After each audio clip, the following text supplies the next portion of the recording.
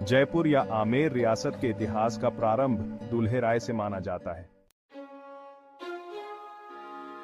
दुल्हेराय ने 1006 ईस्वी में बड़गुजरों को हराकर दौसा पर कब्जा कर कछवाह वंश की स्थापना की तथा सर्वप्रथम दौसा को अपनी राजधानी बनाया।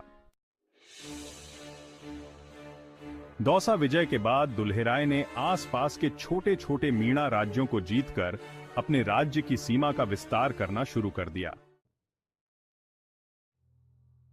दौसा में राजधानी कायम करने के बाद दुल्हेराय ने भांडरेज के मीणों को परास्त किया तथा उसके बाद मांच के मीणाओं पर आक्रमण कर दिया, पर मांच के मीणाओं के साथ संघर्ष में दुल्हेराय की करारी हार हुई थी तथा दुल्हेराय इस युद्ध में भयंकर रूप से घायल हो गए, जिन्हें मरा हुआ समझकर मीणा सैनिक उन्हें युद्ध भूमि में ही छोड़कर चले गए थे। मूर्छा से होश आते ही दुल्हेराय ने घायलावस्था में ही अपनी सेना का पुनर्गठन कर जीत का जश्न मनाते मीणाओं पर अचानक से आक्रमण कर दिया।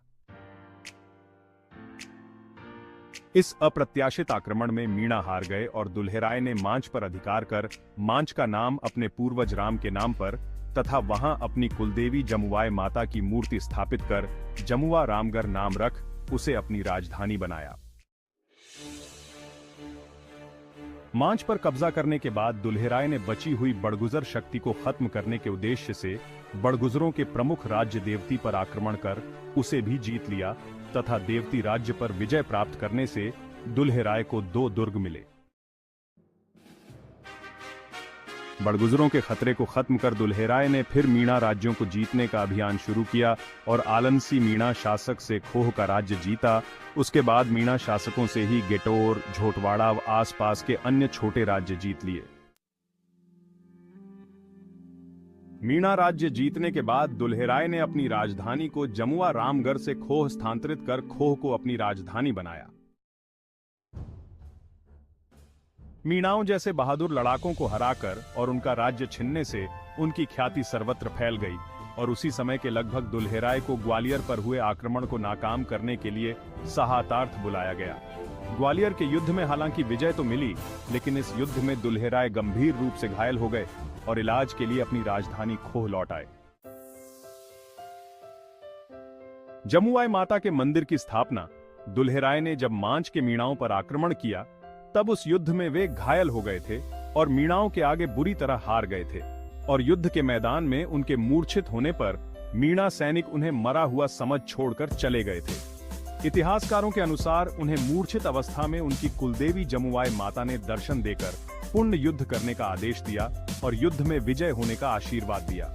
देवी के आशीर्वाद से तुरंत स्वस्थ होकर दुल्हेराय ने अपनी सेना का पुनर्गठन कर अपनी विजय का उत्सव मनाते मीणाओं पर अचानक हमला किया और विजय हासिल कर ली। इस तरह देवी के आशीर्वाद से हासिल हुई विजय के तुरंत के बाद दुल्हेराय ने मांच, वर्तमान नाम रामगढ़, में अपनी कुलदेवी जमुआय माता का मंदिर बनाकर वहां देवी की प्रतिमा स्थापित की तथा जमुआ माता जी को कछवाह राजवंश की कुलदेवी के रूप में स्थापित किया।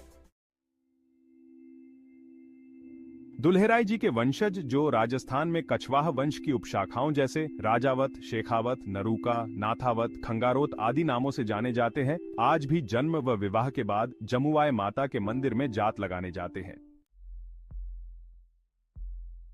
ढूंढाड़ में रामगढ़ का क्षेत्र गुलाब की खेती के लिए प्रसिद्ध था, जिसके कारण रामगढ़ को ढूंढांड का पुष्कर कहा जाता है। काकिल देव दुल्हेराय की 1036 ईस्वी में मृत्यु के बाद उनके उत्तराधिकारी काकिल देव या कोकिल देव बने, जिन्होंने आज के राजस्थान के खोह में अपनी राजधानी के साथ शासन किया।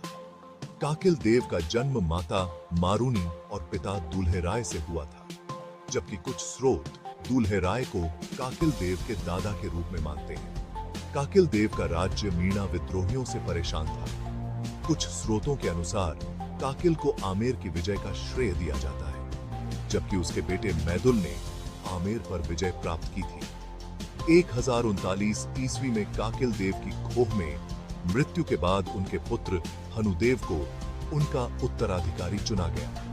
हनुदेव के उत्तराधिकारी जानहड़ देव थे तथा जानहड़ देव के उत्तराधिकारी पजवन देव हुए। पजवन देव या पज्जुन देव जो आमेर राज्य के 5वें कछवाह शासक माने जाते हैं। यह 12वीं शताब्दी में राजपुताना में आकर बस गए थे। पजवन देव पृथ्वीराज चौहान के एक प्रमुख और भरोसेमंद सेनापति थे तथा इनकी शादी पृथ्वीराज की चचेरी बहन से हुई थी। पजवन देव एक वीर योद्धा थे जिन्होंने अपने सैन्य जीवन में कुल 64 महत्वपूर्ण लड़ाइयां लड़ी। पृथ्वीराज रासो के अनुसार पजवन देव ने हांसी और नागौर की लड़ाई में पृथ्वीराज चौहान के साथ भूमिका निभाई, जिसके बाद पृथ्वीराज चौहान ने पजवन देव को महोबा का राज्यपाल नियुक्त किया तथा बाद में उन्होंने गुजरात के सोलंकी राजा भीमदेव को हराने में पृथ्वीराज की मदद की। 1185 ईस्वी में कन्नौज के राजा जयचंद ने अपनी बेटी संयोगिता का स्वयंवर आयोजित किया, जिसमें सभी प्रमुख राजाओं और राजकुमारों को आमंत्रित किया गया, लेकिन जानबूझकर पृथ्वीराज चौहान को नहीं बुलाया गया। इसके अलावा उन्होंने आयोजन स्थल के प्रवेश द्वार पर पृथ्वीराज की एक मिट्टी की मूर्ति रखी, जो पृथ्वीराज को एक द्वारपाल के रूप में प्रस्तुत कर रही थी। पृथ्वीराज को इसकी जानकारी मिल गई और वह अपने विश्वस्त सेनापतियों के साथ भेष बदलकर कन्नौज पहुंचे, जिनमें एक पजवन देव भी शामिल थे। स्वयंवर के दौरान जब संयोगिता ने पृथ्वीराज की मूर्ति पर वरमाला डालकर उसे अपने होने वाले पति के रूप में चुना, तो पृथ्वीराज उसे घोड़े पर बिठाकर अपने साथ ले गए और भाग निकले। इसके बाद जयचंद की सेना ने पजवन देव के साथ भीषण युद्ध किया। पजवन देव ने तराइन के प्रथम युद्ध में विजयी सेना के लिए लड़ाई लड़ी। हालांकि युद्ध के तुरंत बाद ही पजवन देव की मृत्यु हो गई थी। कवि चंदबरदाई ने पजवन देव को चौहानों के सहयोगियों में सबसे बहादुर कहा। पजवन देव की मृत्यु के बाद उनके बेटे मालेसी कछवाह ने राजगद्दी संभाली। रामदेव कछवाह। रामदेव ने आमेर में कदमी महल का निर्माण करवाया, जिसमें आमेर के शासकों का राज तिलक होता था। यह आमेर दुर्ग का सबसे प्राचीन महल है। रतन सिंह।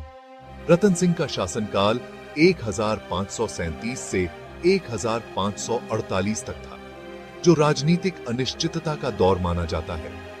जुलाई 1537 में अपने पिता की असामयिक मृत्यु के बाद वे सिंहासन पर बैठे। रतन सिंह को इतिहास में एक अयोग्य और शराबी शासक माना गया है। इसके परिणाम स्वरूप रतन सिंह का शासनकाल में राज्य में अव्यवस्था का शासनकाल था। रतन सिंह आमेर के राजा भीम सिंह के सबसे बड़े बेटे थे तथा इनकी पत्नी बालाबाई थी, जो बीकानेर के राव नूनकरण की बेटी थी। अपने छोटे से शासनकाल के दौरान उन्हें अपने रिश्तेदारों के बीच कई विद्रोहों का सामना करना पड़ा और साथ ही 1544 में सूर साम्राज्य के शासक शेर शाह सूरी के आक्रमणों का भी सामना करना पड़ा। रतन सिंह ने आत्मसमर्पण कर दिया और अफगान शासक की अधीनता स्वीकार कर ली।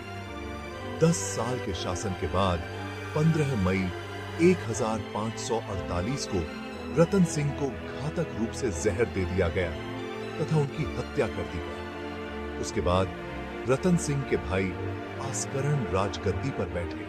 हालांकि केवल 16 दिनों के शासनकाल के बाद उन्हें खुद ही उखाड़ फेंका गया और बदले में उनके चाचा भारमल ने उनका स्थान लिया।